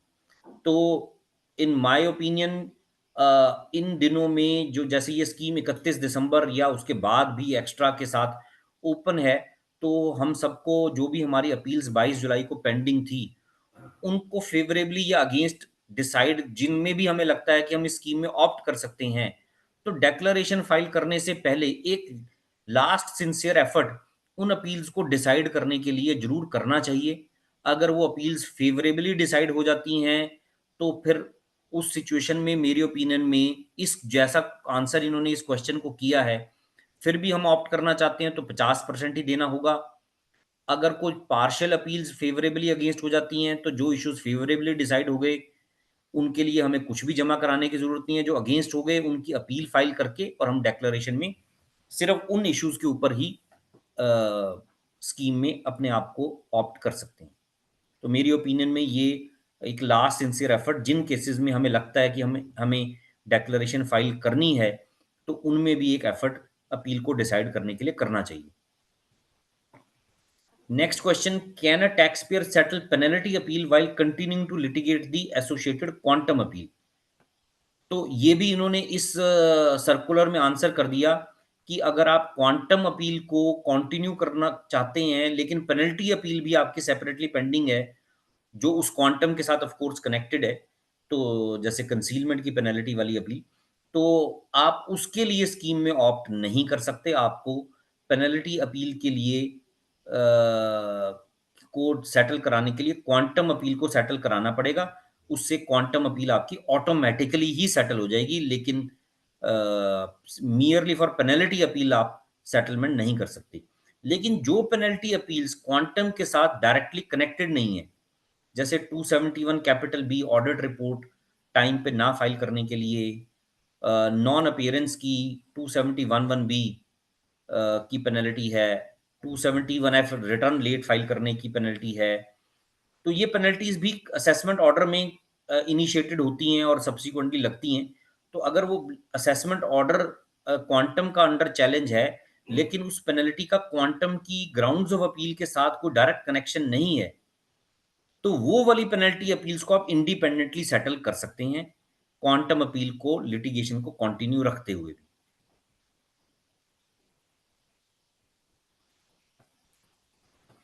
अब 143(1) का ऑर्डर जो सीपीसी जर्नली करता है, क्या 143(1) के अगेंस्ट इंटीमेशन के अगेंस्ट जो अपील्स हैं क्या वो इस स्कीम में एलिजिबल हैं? तो ये जो पिछली स्कीम थी उसमें स्कीम में ना पिछली स्कीम में ना इस स्कीम में ऐसी कोई क्लासिफिकेशन नहीं है कि कौन सी अपील्स एलिजिबल हैं कौन सी इन एलिजिबल हैं। जो भी स्कीम पेंडिंग है किसी भी एपेलेट अथॉरिटी के सामने वो अपील्स डेफिनेटली एलिजिबल हैं। लेकिन पिछली स्कीम के अंडर सीबीडीटी ने 143(1) की अपील्स के बारे में एक क्वेश्चन को आंसर किया था जिसमें उन्होंने कहा था कि 143(1) के अंडर बहुत सारे सब क्लॉजेज हैं जो 1 से लेके 6 तक हैं, 1 to 6 क्लॉजेज हैं। तो उन्होंने कहा कि 3 to 6 क्लॉजेस जो 143(1) की हैं, ये तो हम एलिजिबल रखेंगे, लेकिन 1 और 2 क्लॉज 143(1)(a) की वो एलिजिबल नहीं है इस स्कीम में। दैट इज हाउ सीबीडीटी ने स्कीम 1 में इसको आंसर किया था। लेकिन एक असेसी जिसका 143(1) की क्लॉज 2 में केस फॉल करता था और उसकी अपील भी पेंडिंग थी, उसने इस स्कीम में ऑप्ट किया और डिपार्टमेंट ने इस सर्कुलर के को देखते हुए इस क्वेश्चन के आंसर को देखते हुए सीआईटी ने उसका एप्लीकेशन को, उसकी डेक्लेरेशन को रिजेक्ट कर दिया और वो असेसी बॉम्बे हाई कोर्ट के सामने गया। तो बॉम्बे हाई कोर्ट ने फेवर में आंसर किया। उन्होंने कहा कि सीबीडीटी जो है स्कीम जो फाइनेंस एक्ट के थ्रू बन के आई है, उसमें बेनिफिशियल प्रोविजन तो सर्कुलर में ला सकती है, कोई एडिशनल कंडीशन इंपोज नहीं कर सकती, और जो कोई एसएससी स्कीम की मेन प्रोविजन में एलिजिबल है उसको सर्कुलर के थ्रू आंसर करके इनएलिजिबल करार नहीं कर सकती। तो उन्होंने जो क्लॉज 2 वाला एसएससी था 143(1) की क्लॉज 2 वाला, जिसकी अपील पेंडिंग थी, उसको भी एलिजिबल रखा और उसके डेक्लेरेशन को वैलिड डिक्लेयर कराया। अब ये जो डेक्लेरेशन हमने फाइल की, क्या हम इस डेक्लेरेशन को रिवाइज कर सकते हैं? यस, जब तक इस डेक्लेरेशन का फाइनल सर्टिफिकेट अभी इशू नहीं हुआ, उससे पहले पहले हम इस डेक्लेरेशन को रिवाइज कर सकते हैं। पिछली स्कीम में भी ये प्रोविजन थी, इस स्कीम में भी सेम प्रोविजन है, हम इसको डेक्लेरेशन को रिवाइज कर सकते हैं। अगर कोई ऑर्डर सेट असाइड कर दिया गया है फुल्ली या partially to the assessing officer, तो क्या ये वीएसवी में असेसी इसके लिए एलिजिबल है? तो ये इस सर्कुलर में जो अभी 15 अक्टूबर को आया, इसमें इन्होंने कहा कि जो मैटर सेट असाइड एओ को हो गया, असेसिंग ऑफिसर को हो गया है, चाहे पार्शली या फुल्ली, वो स्कीम में एलिजिबल नहीं है। उसको उन्होंने इनएलिजिबल डिक्लेयर कर दिया इस स्कीम में, इस सर्कुलर के तहत। एक क्वेश्चन जो इन्होंने आंसर किया कि जिन इश्यूज पे असेसी को सुप्रीम कोर्ट से रिलीफ मिल चुका है किसी इशू पे पास्ट में, तो क्या उसमें भी उसको कुछ 50% करना है? तो उस इसमें उन्होंने आंसर कर दिया कि जो इशू असेसी की फेवर में सुप्रीम कोर्ट से उसके अपने केस में कवर्ड है, तो उसमें उसको 50% भी नहीं देना, उसको 0% ही देना है अगर कोई इशू सुप्रीम कोर्ट से उसकी फेवर में कवर्ड है। तो यहाँ पे इशू बेस्ड, अगर आपकी अपील में मल्टीपल इश्यूज हैं, कोई एक इशू भी अगर सुप्रीम कोर्ट से आपके अपने केस में आपकी फेवर में कवर्ड है, तो आपको उस पर्टिकुलर इशू पे 0% देना है, बैलेंस के ऊपर आपको नॉर्मल लायबिलिटी कंप्यूट करनी है। अब बहुत केसेस में हम देखते हैं कि सब्सटेंटिव और प्रोटेक्टिव एडिशंस हुई हैं। एक असेसी के केस में सब्सटेंटिव है, दूसरे में प्रोटेक्टिव है, या एक असेसी के ही एक ईयर में सब्सटेंटिव है और सेम एडिशन दूसरे ईयर में प्रोटेक्टिव बेसिस पे कर दी गई है। तो ये स्कीम ऐसी सिचुएशंस को कैसे डील करती है? तो उन्होंने इसमें आंसर कर दिया इस एफएक्यू के थ्रू ही कि कोई भी एसएससी, दोनों में से प्रोटेक्टिव या सब्सटेंटिव, कोई सा भी एसएससी इस स्कीम में ऑप्ट कर ले, तो अगर प्रोटेक्टिव वाला ऑप्ट करता है और वो टैक्स लायबिलिटी पे कर देता है, तो फिर सब्सटेंटिव वाला भी उस स्कीम में ऑटोमेटिकली वो एडिशन उसके केस से भी डिलीट हो जाएगी। और पिछली स्कीम में इन्होंने कहा था कि सिर्फ सब्सटेंटिव वाला ही ऑप्ट कर सकता है, वेयर एज इस स्कीम में उन्होंने ये ऑप्शन दे दी कि सब्सटेंटिव या प्रोटेक्टिव दोनों में से कोई सा भी ऑप्ट कर सकता है। लेकिन एक कंडीशन इन्होंने सर्कुलर में एक्स्ट्रा डाल दी कि एलिजिबिलिटी कंडीशन टेस्ट करते हुए सब्सटेंटिव वाला जो असेसी है वो जरूर एलिजिबल होना चाहिए, तो ही प्रोटेक्टिव वाला या सब्सटेंटिव वाला ऑप्ट कर सकेगा। से सब्सटेंटिव वाला असेसी सच असेसी है जिसके 153A में असेसमेंट हुई है, और प्रोटेक्टिव वाला एक नॉर्मल असेसी है जिसका 147 में असेसमेंट हुई है। तो क्योंकि सब्सटेंटिव वाला असेसी इनएलिजिबल है क्योंकि उसके 153A में असेसमेंट हुई हुई है, तो फिर उस सूरत में प्रोटेक्टिव वाला भी इनएलिजिबल रहेगा। अब बहुत केसेस में हम देखते हैं क्वेश्चन नंबर 11 में कि बहुत केसेस में हम देखते हैं कि एक ही साल की दो अपील्स हैं, एक अपील असेसी ने फाइल की है, एक डिपार्टमेंट ने फाइल की है। तो क्या सेसी उनमें से किसी एक अपील के लिए वीएसवी चूज कर सकता है? ऑप्शन है उसके पास। तो ये भी इन्होंने आंसर कर दिया है इस क्वेश्चन में, इस एफएक्यू के तहत, कि यस असेसी दोनों में से कोई सी भी एक के लिए भी कर सकता है, दोनों के लिए भी कर सकता है। ये ऑप्शन असेसी के लिए है। उसको जो फॉर्म 1 जिसके तहत डेक्लरेशन फाइल करनी है, उसमें उसको स्पेसिफाई करना पड़ेगा कि दोनों में से किसी एक को कर रहा है या दोनों को कर रहा है।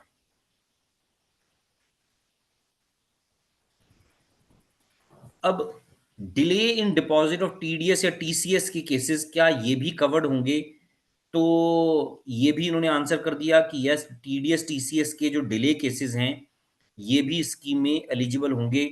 और क्योंकि इंटरेस्ट की लेवेबिलिटी अंडर चैलेंज होगी, तो अगर सिर्फ इंटरेस्ट ही चार्ज है तो उसमें हमें सिर्फ 25% देना है। और अगर 201 का ऑर्डर है जिसमें टीडीएस की प्रिंसिपल की डिमांड भी है और लेट डिपॉजिट ऑफ टीडीएस का भी इंटरेस्ट लायबिलिटी भी है, तो फिर उस सूरत में क्वांटम ऑफ टीडीएस पूरा जमा करवा के इंटरेस्ट लायबिलिटी ऑटोमेटिकली वेव हो जाएगी। अब ये टीडीएस के रिलेटेड इस स्कीम में और पिछली स्कीम में भी काफी आंसर थे एफएक्यू के तहत, इसमें भी इन्होंने आंसर किए। टीडीएस के रिलेटेड काफी इंपॉर्टेंट इस सर्कुलर में इन्होंने आंसर किए हैं कि अगर टीडीएस की अपील एसएससी की 201 में सेटल हो जाती है, जो डिडक्टर एसएससी है उसकी 201 में टीडीएस का ऑर्डर पास हुआ था, वो उसको स्कीम के अंडर सेटल कर देता है, टैक्स पे कर देता है, तो क्या उस टैक्स पेड का क्रेडिट डिडक्टी को मिल जाएगा? तो उन्होंने इसको आंसर कर दिया यस, डिडक्टी को भी हम उसका क्रेडिट दे देंगे। और लेकिन डिडक्टी को जो इंटरेस्ट है उसका क्रेडिट उसको आज की डेट में देंगे जब डिडक्टर अब वो स्कीम के अंडर उसका टैक्स जमा करवाएगा। तो इन बिटवीन पीरियड का उसको जो अगर कोई इंटरेस्ट लगा हुआ है तो वो तो उसको पे करना ही पड़ेगा डिडक्टी को, उसका क्रेडिट उसको बैक डेटेड नहीं मिलेगा।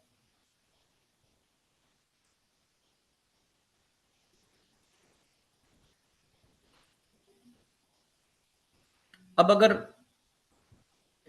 समीक्षा की पिछली स्लाइड पे आना, अब अगर असेसी अपनी अपील को स्कीम के अंडर सेटल कर देता है तो क्या उसका जो टीडीएस ऑर्डर अंडर 201 जो डिडक्टर का ऑर्डर था वो भी ऑटोमेटिकली स्कीम से कवर हो जाएगा? अब हम यहां पे डिडक्टी का केस डील कर रहे हैं क्वेश्चन नंबर 14 में, कि अगर डिडक्टी को टीडीएस का क्रेडिट नहीं मिला था क्योंकि डिडक्टर ने वो टैक्स लायबिलिटी टीडीएस जमा ही नहीं करवाया था, और उसने एक डिडक्टी एसएससी ने अपील फाइल की थी कि ये मेरा फॉल्ट नहीं है कि डिडक्टर ने जमा नहीं कराया, मुझे इसका क्रेडिट मिलना चाहिए। अब 5 साल के बाद 10 साल के बाद उसकी पेंडेंसी ऑफ अपील में वो स्कीम में डिडक्टी ऑप्ट करना चाहता है तो यस वो ऑप्ट कर सकता है, उसको उसकी इंटरेस्ट का वेवर मिलेगा, वो उसको सिर्फ प्रिंसिपल अमाउंट जमा करवानी पड़ेगी। और मोमेंट वो प्रिंसिपल अमाउंट जमा करवा के स्कीम में इसको खत्म कर देगा और पैरेलली जो डिडक्टर है उसका भी 201 में लिटिगेशन चल रही है, तो वो डिडक्टर की भी वो जो टैक्स लायबिलिटी है 201 के ऑर्डर के अंडर, वो लायबिलिटी भी उसकी खत्म हो जाएगी। उसको सिर्फ इंटरेस्ट जमा करवाना पड़ेगा डिडक्टर को। लेकिन अगर डिडक्टर भी पैरेलली स्कीम में ऑप्ट कर लेता है तो उसको जो टैक्स पेमेंट डिडक्टी ने जमा करवाई उसका क्रेडिट मिल जाएगा, और इंटरेस्ट जो उसको चार्ज हुआ था उसका उसको अपनी डेक्लेरेशन फाइल करने से वेवर मिल जाएगा। तो दोनों को पैरेलल बेनिफिट्स मिल जाएंगे।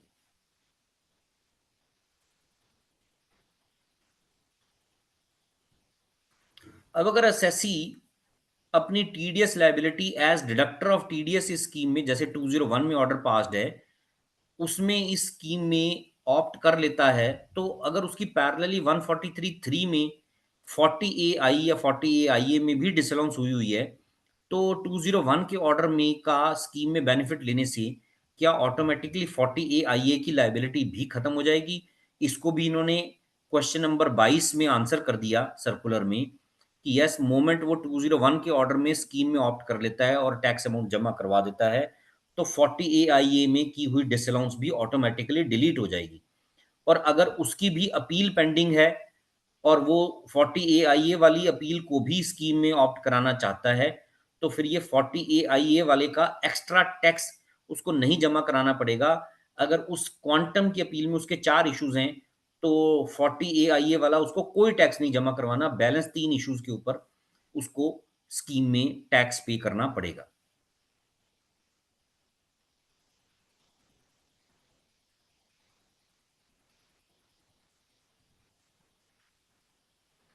कुछ छोटी-छोटी चीजें जो इन्होंने सर्कुलर में और कवर की हैं कि अगर 148 या 148 ए के ऑर्डर के अगेंस्ट हमने कोई रिट फाइल की है और वो रिट अभी पेंडिंग है, उसको इन्होंने सर्कुलर के तहत एक FAQ में आंसर करते हुए उसको होल्ड कर दिया कि ये इनएलिजिबल होगा क्योंकि अभी असेसमेंट ऑर्डर पास नहीं हुआ। दूसरा, जैसा हमने आंसर कर दिया कि एडमिशन जो है जरूरी नहीं है, पेंडेंसी फाइलिंग से गुड इनफ है। क्रॉस ऑब्जेक्शन, अगर जैसे ITAT में क्रॉस ऑब्जेक्शंस भी फाइल होती हैं, CO हम फाइल करते हैं, अगर आप SSC की क्रॉस ऑब्जेक्शन पेंडिंग है 22 जुलाई को, ये एलिजिबल है। लेकिन मिसलेनियस एप्लीकेशन अगर आपकी 22 जुलाई को पेंडिंग है तो मिसलेनियस एप्लीकेशन अपील नहीं है, तो इसको उन्होंने इनएलिजिबल कर दिया है। एक लास्ट क्वेश्चन जो इन्होंने आंसर किया है कि स्कीम में ऑप्ट करने से, जैसा इन्होंने स्कीम में बेनिफिट है कि प्रोसिक्यूशन नहीं होगी उस इशू के ऊपर, आपको इम्यूनिटी मिलेगी। तो प्रोसिक्यूशन क्या सिर्फ कंपनी की प्रोसिक्यूशन की जो इम्यूनिटी है वो सिर्फ कंपनी को या फर्म को मिलेगी या उसके डायरेक्टर या पार्टनर को भी इम्यूनिटी मिलेगी? जैसे प्रोसिक्यूशन जब इंस्टीट्यूट होती है तो कंपनी या फर्म के साथ साथ उसके जो रिस्पॉन्सिबल पर्सन है उसकी भी प्रोसिक्यूशन पैरेलली इनिशिएट होती है। तो इसमें उन्होंने आंसर कर दिया कि वो इम्यूनिटी कंपनी या फर्म को भी मिलेगी और उसके पार्टनर या डायरेक्टर को भी इम्यूनिटी मिलेगी। तो ये ब्रॉडली कुछ स्कीम में जो ये विवाद से विश्वास स्कीम 2 आई है उसका कंपैरिजन विद स्कीम 1 या इसके जो मेन पॉइंट्स हैं वो मैंने डिस्कस किए, कुछ क्वेश्चंस भी फ्रेम इसमें किए अपनी तरफ से जो मुझे लगा। अब टू द ऑडियंस अगर कोई क्वेरीज इसमें हैं।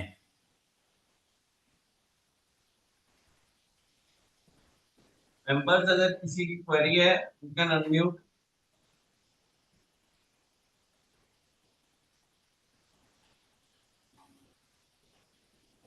Members, please raise your queries. Any?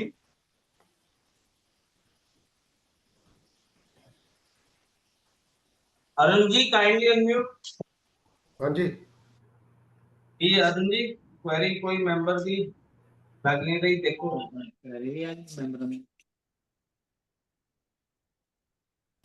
अभी तो कोई खास क्वेरी लग नहीं रही मेंबर्स की। आई थिंक एक्चुअली इनका जो प्रेजेंटेशन था सारा काफी एक्सप्लेनेटरी क्वेश्चन आंसर बना रहे। हाँ, तो उसमें काफी जो भी कुछ अगर कुछ इश्यूज वगैरह थे वो सारे इन्होंने एक्सप्लेन, मतलब he has explain very well. जो कंपैरिजन था फर्स्ट स्कीम के साथ से वो भी काफी आ गया, क्योंकि फर्स्ट स्कीम भी मेंबर्स ने देखी थी, तो उससे क्या जो डिफरेंसेस हैं वो भी इन्होंने एक्सप्लेन किए। तो आई थिंक हो सकता है क्वेरीज कुछ कम हो। प्रीशी जी ने मेहनत इतनी प्रेजेंटेशन इटसेल्फ में बहुत चीजें इन्होंने ऑलरेडी रिजॉल्व कर दी है। और बिल्कुल अरुण जी ने सही कहा कि ये चीजें क्योंकि खुद ही रिजॉल्व कर सेल्फ रिजर्वेशन हो रहा था तो क्वेरीज बहुत कम बचती हैं। Thank you sir, thank you sir. Member, do you have any query हाँ, प्लीज? रखी रखो। Yes. नहीं ले चलो ये। हम आप म्यूट कर लीजिए प्लीज अपना।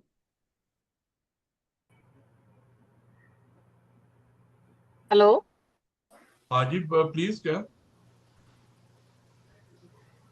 प्रधान साहब विद योर परमिशन फिर आगे की जो कार्रवाई कंडक्ट करें। हाँ बिल्कुल ठीक है जी। If there is no query let us proceed further. जी convener ji Arun ji for the concluding remarks and vote of thanks. हाँ जी, at outset I'm really thankful to our guest speaker for today, CA Parikshit Agarwal ji, who at very short notice agreed to address the members of our bar, and he has prepared this presentation in a very nice manner and in a very lucid manner. He explained all the provisions of Vivad Se Vishwas scheme, Well, he has explained the differences, as I've already said. He explained the differences also that are there as compared to the last scheme that came in 2020. And then there are always, when these type of schemes come, there are sometimes some contentious issues that arises, and he has taken care of those issues also. Like in search cases, there are some certain issues, though one issue is still persisting, as he has said, in case of other person other than the search person. Maybe these issues are also settled with the passage of time. And there were certain issues like in TDS also. There are very good clarifications that he has given. In cases of cases related to TDS, the benefit of TDS will be eligible to all the assessees. So he has in a very lucid manner, he explained all the provisions. So I'm really thankful to him for his deliberations, and I'm also thankful to the members of a bar who very patiently heard his deliberations. And they have really, I'm really certain that they have really gained a lot from his deliberations. We know that he has to catch his train. He has to come back from Delhi, and so that's why we are not. We have skipped the second part also relating to recent judgments, Yeah. because we were thinking that this will take half an hour, but he has explained it so well that it took more than 1 hour. Whole Yeah. Vivad se Vishwas scheme topic. So, but all the points have been covered. I think there is nothing has left that is not explained. So we are really thankful to Parikshit ji, and we Thanks a hope lot. to- Thanks a lot, Arun ji. and we hope to see It you has been a again great pleasure from our bar. And being part of your team. Parikshit जी, आपसे एक promise लेकर जाएंगे कि जो आपका आज हमने एक सेकंड पार्ट छोड़ दिया वो आपको स्पेशल बुलाएंगे, फिर आप उस पे डिलिब्रेट करना। Sure ji, sure. कभी भी जी. It will be an honor, sir. And sir, the way of your presentation was really, it was really very good. The way you present the things, it is really very good, and I think members are able to understand it in a very nice way. So we will call you in person also for physical seminar to look at Definitely. in future. Anytime. So Thanks over a lot, to Hanji Sanjeev ji. Parikshit ji, really extremely thanks to you कि आपने इतने busy schedule में आप दिल्ली में आप अपने cases के लिए आए थे, वहां से भी आपने इन चीजों को हैंडल किया और आपको रशअप करना है, ट्रेन पकड़नी है, तो इन बिटवीन आपने इतने सिंपल लैंग्वेज में मेंबर्स को समझाया कि everything seems to be in natural flow. तो बहुत अच्छा लगा जी। Thank you ji. Thank Thanks you a sir. lot for your Thank you sir. Thank you sir. और कुछ हमारे मेंबर्स की क्वेरीज आ रही थी, तो एक क्वेरी में अगर आपके पास 5-7 मिनट है, हाँ जी, श्योर। तो कुछ हमारे यहाँ पर जैसे कुछ ओमेक्स के रिलेटेड केसेस लास्ट ईयर भी जिनकी असेसमेंट हुई है, और तो उस हिसाब जिनकी तो असेसमेंट होगी ओमेक्स के केसेस में लास्ट ईयर, इट मींस वो, क्योंकि ओमेक्स की सर्च आई थिंक आफ्टर 1421 हाँ जी, मैं वही कहने लगा, तो ओमेक्स सर्च 1421 के बाद की है। हाँ, तो मेरी ओपिनियन में ओमेक्स वाले केसेस शायद एलिजिबल नहीं होंगे। हाँ, नहीं, पर उसमें आई थिंक कोई मेरे को एग्जैक्टली याद नहीं, कोई क्लैरिफिकेशन भी आई थी कि भाई ये जो केसेस हैं, मतलब ये एक तरीके से, मतलब ये तो 148 में it is not related to search, it is related to information that is obtained during the search, और मतलब it is not that assessee is related to the search जो 153A हमारे डिपार्टमेंट ने ऐसा है ना जी, वो केसेस सारे एक्सप्लेनेशन टू, अब क्या है कि अगर तो उसमें 148A के अंडर खोल के वो केसेस किए गए हैं ओमेक्स वाले, वो केसेस तो एलिजिबल होंगे। जो एक्सप्लेनेशन 2 के अंडर खोल के किए गए हैं, हाँ, एग्जैक्टली, उसमें डायरेक्ट 148 किया है, हाँ, वो मुझे मुश्किल लगता है कि जिस तरह से इन्होंने एफएक्यू में आंसर किया है, एग्जैक्टली एक्सप्लेनेशन 2 को उठा के किया है। तो मुझे लगता है कि इनकी इंटेंट यही है कि जिन केसेस में एक्सप्लेनेशन 2 इन्वोक हुई है अदर पर्सन के केसेस में, मुझे लगता है कि 1421 के बाद वाले वो केसेस में तो ये डिक्लेरेशन को डिक्लाइन कर देंगे। पर ये ना ओमेक्स के मतलब कुछ केसेस में इन्होंने 148A में भी की है। मैं कह रहा हूँ, मैं मान रहा हूँ, हाँ, मुझे तो तो यही लगता है कि में... जो 148A वाले केसेस हैं उनको ये एलिजिबल कर देंगे शायद सीआईटीज। अब वो क्या व्यू लेंगे तो अब ये तो टाइम ही बताएगा। मतलब मैंने अभी तक किसी केस में जिनमें उमैक्स में जिनमें 1/4/21 के बाद की सर्च है वहां अभी कोई एप्लीकेशन फाइल नहीं की, तो अभी कोई एक्सपीरियंस नहीं है इसका कि क्या और सीएटीज हुई थोड़ा हैं। सा ये भी मतलब जो केसेस अभी जो इस साल रीओपन हुए हैं और जो जसजीत सिंह वाली जजमेंट है पंजाब हरियाणा हाई कोर्ट की, तो जी। उसमें अब केसेस जो कि मतलब ऑब्वियसली यहाँ पर तो सारे केसेस जुरिडिक्शनल असेसिंग ऑफिसर ने ही एक बार तो रीओपन किए, उसके बाद ही गए फेसलेस में। तो उसमें क्या व्यू बन रहा है? उसमें अब ये मतलब उसमें रिट में जाना चाहिए? उनमें तो ऐसा ना जिन केस नहीं, आप अब ये विवाद से विश्वास से नहीं हट के बात कर रही हैं। नहीं सॉरी, मैं क्लैरिफाई करना भूल गया। मतलब ऑफ टू अदर देन विवाद से विश्वास हाँ। की, तो उसमें उन केसेस में अब जो केसेस इस वक्त पेंडिंग है असेसमेंट स्टेज पर, तो क्या जी। उन केसेस में अब पंजाब हरियाणा हाई कोर्ट की जो जजमेंट है जसजीत सिंह की या बॉम्बे हाई कोर्ट की, मतलब रोज ही कोई ना कोई जजमेंट आ रही है फेवर में, तो उन केसेस में अब हमें रिट में जाना चाहिए? क्योंकि वो तो सारे नहीं, जेईओ ने ओपन किए और अब सारे फेसलेस में पड़े हैं।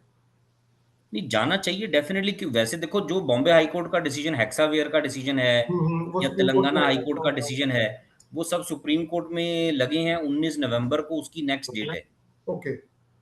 तो अगर सुप्रीम कोर्ट कुछ उसको रिवर्स करती है या कुछ भी करती है तो वो है। लेकिन इन एनी केस अगर जो सेसी रिट में नहीं जाते वो भी अपने आप को ये ना समझें कि एवरीथिंग इज लॉस्ट। वो 148 का ये ग्राउंड तो सीआईटी अपील के पास भी आपकी ओपन है। और फिर मैं तो ये कहता हूं कि अगर 19 नवंबर को सुप्रीम कोर्ट डिपार्टमेंट का ये इशू जो है उसको डिपार्टमेंट की फेवर में नहीं करती, तो इवन असेसिंग ऑफिसर को भी ये एक्सेप्ट करना पड़ेगा कि ये जो 148 का नोटिस इशूड है ये बैड है और उसको प्रोसीडिंग्स को उसी स्टेज पे ड्रॉप करना चाहिए। लेकिन इन एनी केस ये ग्राउंड सीएटी अपील के पास तो हमेशा रहेगी आपकी, नहीं नहीं, अगर उसके आप पास रिट तो में रहेगी। हाँ, वो तो है, अगर आप रिट में ऑब्वियसली वो नहीं तो भी है। जाते। बट प्रिंसिपली तो मुझे यही लगता है कि जल्दी से जल्दी रिट फाइल करके 19 नवंबर की डेट से पहले पहले अगर आप फेवरेबल जो जसजीत सिंह का ऑर्डर है उसको फॉलो करा के फेवरेबल ऑर्डर करा लो तो ज्यादा अच्छा है। नहीं तो क्या वो अगर मतलब वैसे, चलो हम अभी तो कोई डिपार्टमेंट से नहीं है, हम आपस में बैठे हैं सारे, तो सर रिकॉर्डिंग चाहे थोड़ा सा वो स्टॉप कर दो, we can have some informal discussion also. Mohit ji recording बंद कर दीजिए, रिकॉर्डिंग बंद कर दीजिए।